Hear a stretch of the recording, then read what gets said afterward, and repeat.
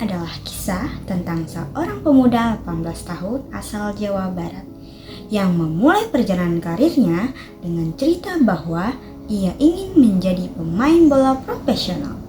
Namun, ia hanya setinggi 160 cm, jauh dari kata-kata kiper nasional. Ia hanyalah kiper di klub bola kampungan, bukan profesional. Semua berawal dari Facebook. Saat ia melihat lowongan kerja, setelah berkomunikasi lewat WA, ia pun ditipu tanpa menyadarinya.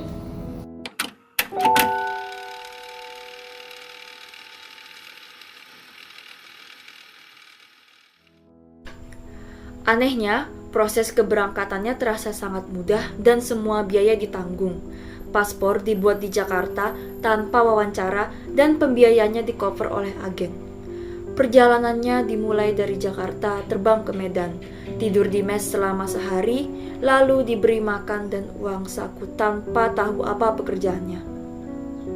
Setelah itu, ia terbang lagi, transit di Malaysia, dan akhirnya tiba di Kamboja. Di imigrasi Kamboja, ia hanya menyerahkan paspor, lalu didampingi oleh seseorang yang terus menjaga identitasnya.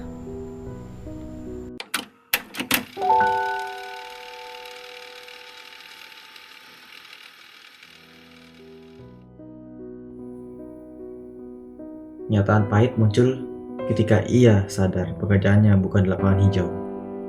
Esoknya, ia dibawa ke sebuah gedung yang terlihat seperti asrama, bukannya klub bola. Di sana, ia bertemu banyak pemuda lain yang sama-sama menjadi korban seperti dirinya. Setelah itu, barulah ia tahu bahwa tugasnya adalah menipu dan merayu para korban melalui media sosial. Di sana, mereka dilatih merayu, menipu, berbohong, dan mengirim pesan untuk memancing target mengirimkan uang.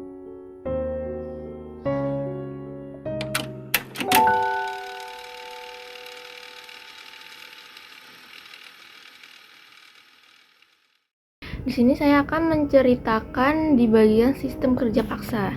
Jadi setelah korban terpancing, uangnya akan dikirimkan ke bagian lain di sanalah korban itu diancam dan diperas secara habis jika target tidak mau mentransfer uang. Foto atau video tidak senonoh mereka akan dikirim ke keluarga korban. Nah, pekerjaannya itu sangat menindas. Korban ini ia bekerja 16 jam sehari dari jam 8 pagi sampai tengah malam. Hanya berhenti untuk makan. Targetnya minimal mendapatkan 5-20 nomor korban setiap hari. Jika gagal, ia dihukum push up atau squat. Yang miris, para pekerja di tempat ini semuanya orang Indonesia. Terima kasih.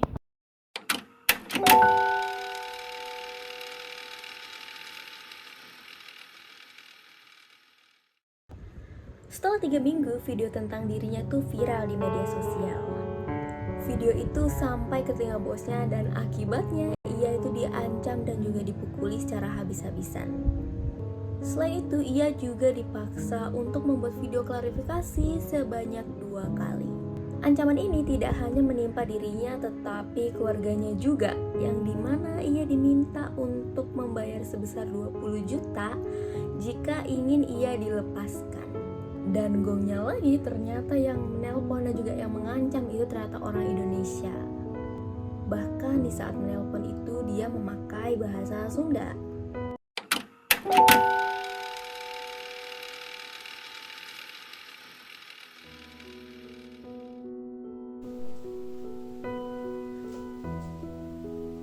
Pelarian dan penyelamatan. Pada akhirnya, dengan bantuan seorang ibu-ibu Indonesia, ia pun dapat melarikan diri, yang dimana kemudian ia disembunyikan agar dapat dibawa ke kantor Kedutaan Besar Republik Indonesia. Sesampainya di kantor Kedutaan Besar Republik Indonesia pada malam hari, ia pun dapat ditampung meskipun ia harus tidur di luar dikarenakan kantor Kedutaan Republik Indonesia sedang penuh saat itu. Keesokan paginya, ia pun dapat bertemu dengan para petugas kantor Kedutaan Besar Republik Indonesia. Setelah 4 hari tinggal di sana, ia pun akhirnya dapat dipulangkan dan kemudian dijemput oleh pihak kepolisian Jawa Barat.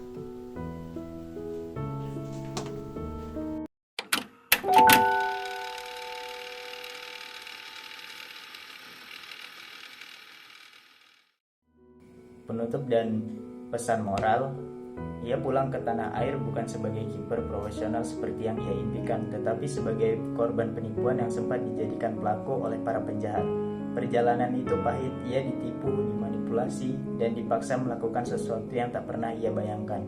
Namun dari semua itu, ia membawa pulang pelajaran besar tentang kejujuran, kehati-hatian, dan arti kebebasan. 4 kali ia naik pesawat tanpa mengeluarkan uang sepeser pun, tetapi setiap perjalanan justru meninggalkannya dengan luka dan ketakutan. Ia menyadari bahwa mimpi yang dibangun dengan kebohongan hanya akan runtuh dan menyeretnya ke tempat yang salah.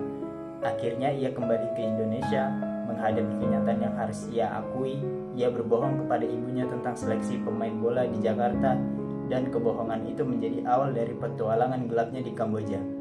Inilah penutup dari kisah seorang pemuda yang belajar dengan cara paling keras bahwa kejujuran adalah pelindung, dan satu kebohongan kecil dapat membawamu terlalu jauh dari diri sendiri. Semoga kisahnya menjadi pengingat bagi siapapun yang mendengarnya.